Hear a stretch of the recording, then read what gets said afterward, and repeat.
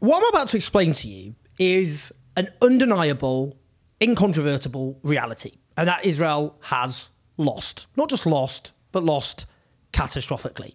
Now, we know, or should know, it's failed in all of its stated objectives. But before I explain exactly, specifically what I'm talking about here, an obvious disclaimer. None of this is to understate the absolute horror of what Israel has done in what should rightly be regarded as a genocidal onslaught against the Palestinian people, overwhelmingly in Gaza, but not confined to Gaza. And that genocidal rampage is going on still every single day. Now, just today, Israeli forces bombed a school. I've just watched a video, which nobody should ever have to see. And that is a Palestinian man picking up the body parts and remnants of children, kids, blown apart by an Israeli strike on a school. Displaced Palestinians were sheltering in that school, run by UNRWA, the UN Agency for Palestinian Refugees, and Gaza's biggest humanitarian agency, one which Israel has openly committed to destroying, and at least 40 people were killed, including 14 children. Now, according to the Israeli state, it was being used to shelter Hamas and Islamic Jihad fighters. But as ever, we have to remember the history of Israel in this horror, but also, more generally, in lying, deflecting, gaslighting, the works. And even if it were true, you simply cannot attack a school with no prior warning, knowing it is full of civilians. As UNRWA notes, there were 6,000 displaced people sheltering there when it was hit. UNRWA shares the coordinates of all facilities, including this school, with the Israeli army.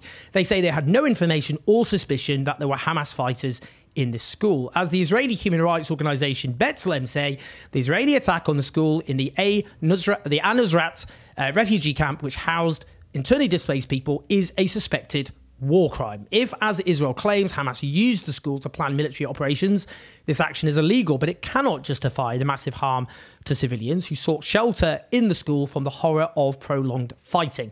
As demonstrated throughout the war, they say the killing of civilians is an unavoidable result of the character of Israel's military activity in the Gaza Strip.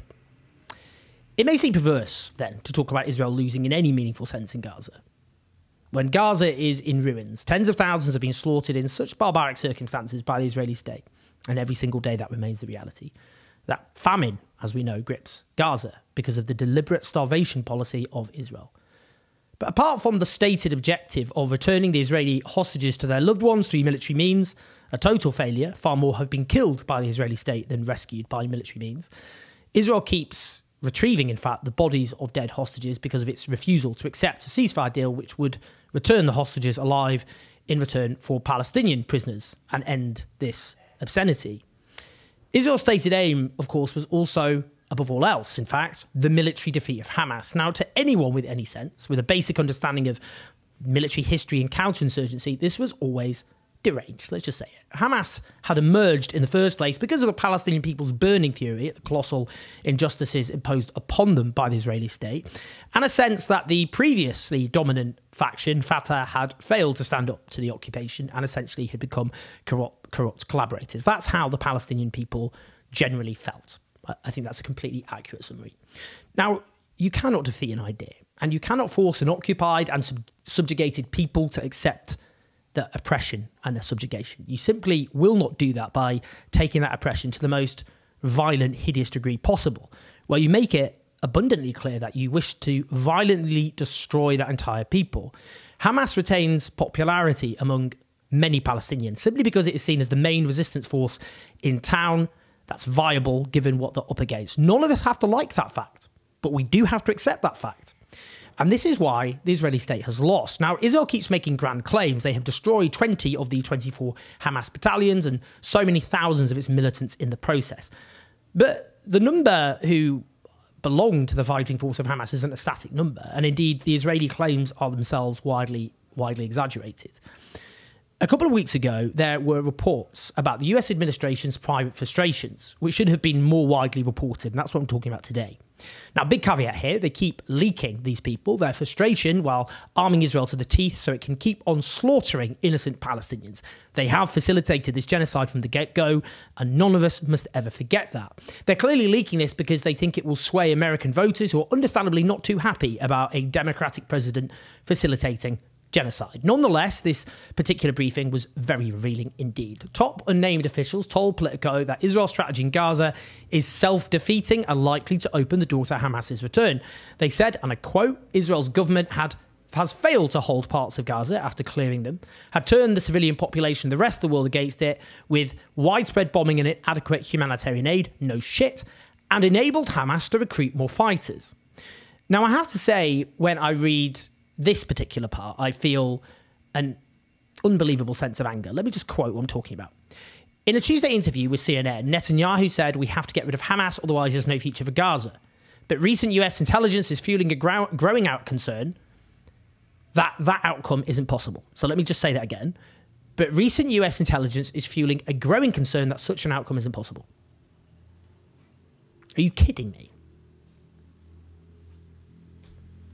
US intelligence has caught up with what we all said 8 months ago when this all started. I bet many of you said exactly what you just heard, or words to that effect from the start, didn't you?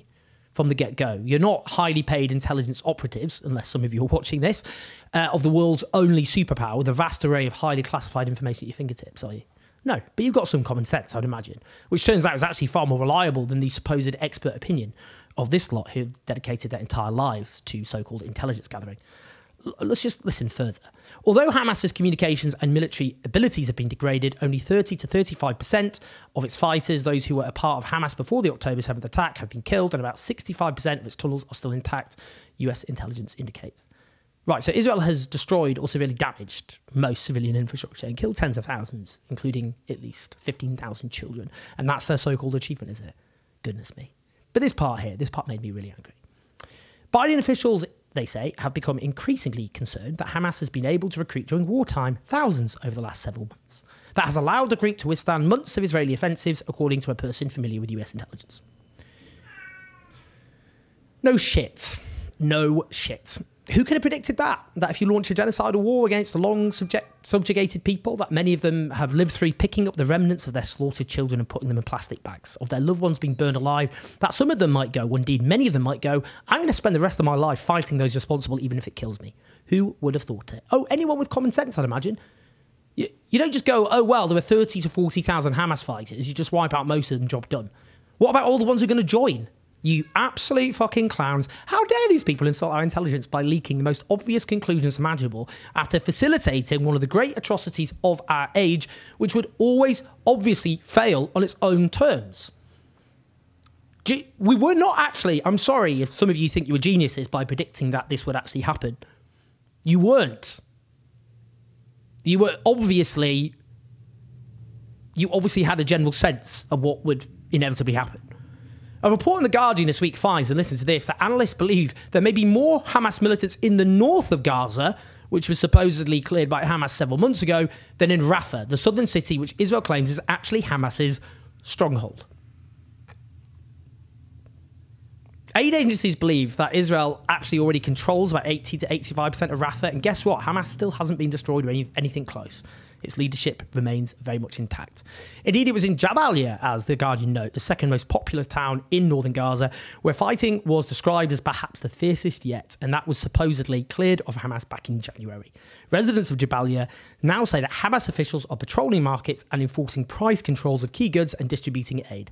So in other words, still functioning as a government, not simply as a guerrilla army. Israel has lost. It has lost completely. Yes, it has caused unbelievable sadistic mayhem, and I'm sorry to say there's still so much of that to come.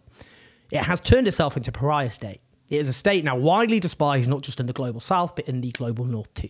Spain, a NATO country, has just joined South Africa's genocide case against Israel at the International Court of Justice. In the United States, more Americans than not think genocide is being committed by Israel. They're right. The ability of Israel to retain diplomatic and military and political support from Western nations in the long term now has huge question marks above it. And meanwhile, we can see the possibility of war with Hezbollah, which would make Hamas seem like a gentle saunter in the spring in the local park. This is a defeat of historic proportions, which Israel has simply not come to terms with. The task of us in the countries which allow Israel to perpetrate these horrors is to keep building pressure to end this horror for good. Please like and subscribe. Do leave your comments. Do listen to us, the podcast. Help us take on the pro-war media at patreon.com/owndazetful. Speak to you soon.